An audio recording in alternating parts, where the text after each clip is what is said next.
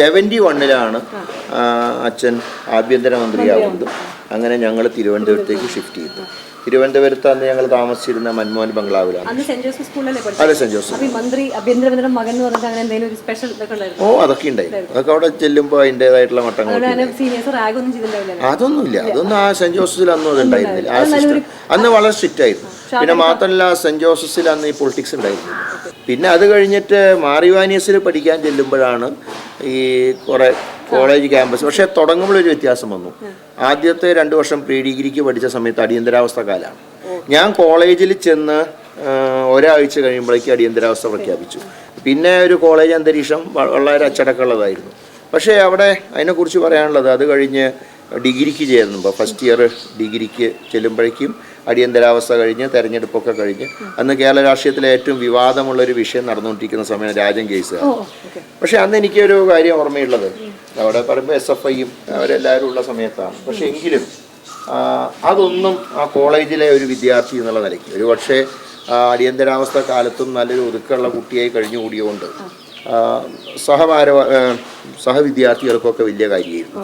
അതുകൊണ്ട് ഈ രാജൻ കേസ് കാലത്ത് ഇങ്ങനെ കരുണാകരനെതിരായിട്ട് ഒരുപാട് മുദ്രാവാക്യങ്ങളും ബഹളങ്ങളൊക്കെ ഉണ്ടായപ്പോൾ കോളേജിൻ്റെ അകത്ത് അതൊന്നും ഉണ്ടായിരുന്നില്ല. കോളേജിൻ്റെ അകത്തെ വ്യത്യസ്ത അഭിപ്രായങ്ങളുള്ള വിദ്യാർത്ഥി സംഘടനകളൊന്നും തന്നെ അവിടെയൊന്നും കരുണാകരനെതിരായിട്ട് മുദ്രാവാക്യം പോലും വിളിച്ചില്ല. അത് സ്വാഭാവികമായിട്ടുണ്ടായിരുന്നു. കാരണം തൃശ്ശൂർ ഞങ്ങൾ താമസിച്ച പൂങ്കുന്നത്താണ്. പൂങ്കുന്നത്ത് എന്ന് പറഞ്ഞാൽ ഒരു മുനിസിപ്പാലിറ്റി, അന്ന് മുനിസിപ്പാലിറ്റിയാണ്. പക്ഷേ എങ്കിലും അന്തരീക്ഷം ഗ്രാമത്തിൻ്റെ അന്തരീക്ഷമായിരുന്നു. അതെ, അയൽവക്കൊക്കെ അടുത്ത ബന്ധങ്ങളും. തിരുവനന്തപുരത്ത് വന്നപ്പോൾ കംപ്ലീറ്റ് മാറി. തിരുവനന്തപുരത്ത് വന്നപ്പോൾ മന്ത്രിമന്ദിരാണ്, അങ്ങോട്ടാരും കയറില്ല. പിന്നെ ഞങ്ങൾ താമസിച്ച ജവഹർലാലത്തെ കൾച്ചർ എന്ന് പറഞ്ഞാൽ അടുത്ത വീട്ടുകാരൻ അറിയില്ല. ഇവിടെ താമസിക്കുന്ന ആൾക്ക് അടുത്ത വീട്ടിൽ ആരാന്ന് അറിയില്ല.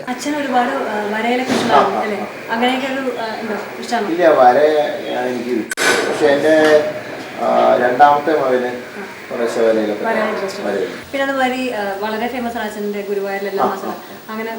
തീർച്ചയായിട്ടും ഞാൻ. പക്ഷെ ഒരു വ്യത്യാസം മാത്രമേ ഉള്ളൂ, ഞാൻ ഒന്നാം തീയതി എന്നുള്ളതില്ല, എല്ലാ മാസവും ഗുരുവായൂർ പോകുമ്പോൾ മമ്മിയുടെ അമ്പലത്തിലും പോവുക. പിന്നെ എല്ലാ വർഷവും ശബരിമല പോകും. അല്ല, ഞാൻ സാധാരണ മണ്ഡലകാലത്താണ് പോവുക.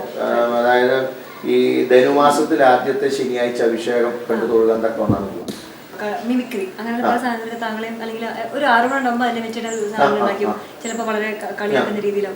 ഇതൊക്കെ അച്ഛനെ അങ്ങനെ ഇത് കാണുമ്പോൾ അച്ഛൻ വളരെ കോമ്പറ്റേറ്റീവ് സ്പിരിറ്റിൽ എടുക്കാറുണ്ടെന്ന് കേട്ടിട്ടുണ്ട്.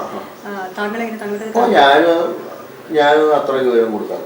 കാരണം ഗൗരവം കൊടുത്തിട്ട് കാര്യമില്ല. നമ്മൾ എല്ലാ ദിവസവും ഏതെങ്കിലും ചാനലിൽ നമ്മളില്ലാതിരിക്കില്ല.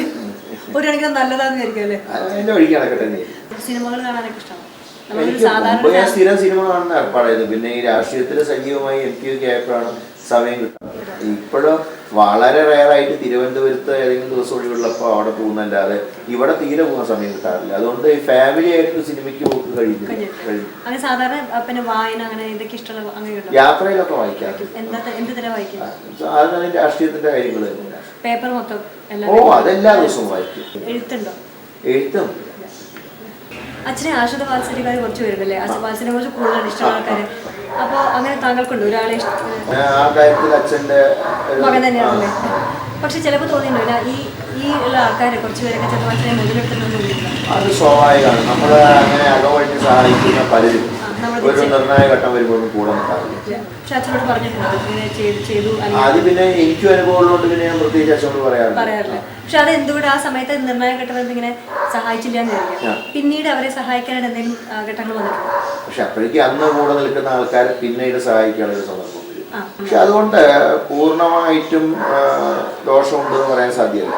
ഇപ്പൊ ഞാൻ പറയാം, ദീർഘകാലം ഒരു ദേശീയ പാർട്ടിയിൽ പ്രവർത്തിച്ചു വന്ന ഞങ്ങൾ ഒരു ദിവസം ഒരു സുപ്രഭാതത്തിൽ ഒരു പ്രാദേശിക പാർട്ടി ഉണ്ടാക്കിയത് മറ്റൊരു സംസ്ഥാനത്തില്ലാത്ത രീതിയിൽ പാർട്ടി പ്രവർത്തകർ ഞങ്ങളോട് പറഞ്ഞത്. അത് മറ്റു ആർക്കാ സാധിക്കും. അതുകൊണ്ട് ഈ ആശ്രിത വാത്സല്യം പൂർണ്ണമായിട്ട് അപകടമാണെന്നുള്ള അഭിപ്രായം എനിക്കില്ല. ചില വളർന്നു വരാൻ ആഗ്രഹിക്കുന്ന അമിതമായിട്ടുള്ള ആഗ്രഹങ്ങളുള്ള ചില ആളുകൾ പോകുന്നല്ലാതെ ഇതൊന്നും പ്രതീക്ഷിക്കാതെ സ്നേഹിച്ചു കൂടെ നിൽക്കുന്നവരല്ലെങ്കിൽ അതെനിക്ക് ഞാൻ ഏറ്റവും ഇഷ്ടപ്പെട്ട നേതാവ് വന്നത് ഇന്ദിരാഗാന്ധി.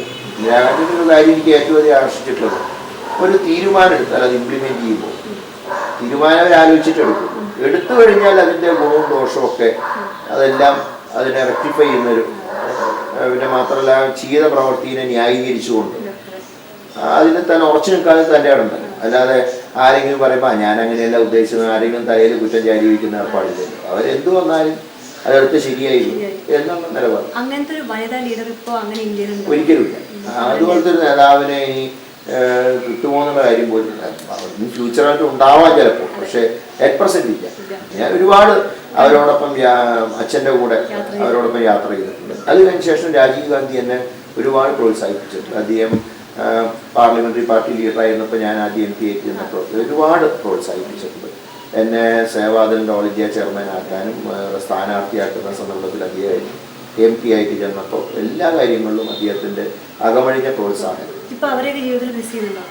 തീർച്ചയായിട്ടും അതുപോലത്തെ ലീഡർഷിപ്പ് ഒന്നും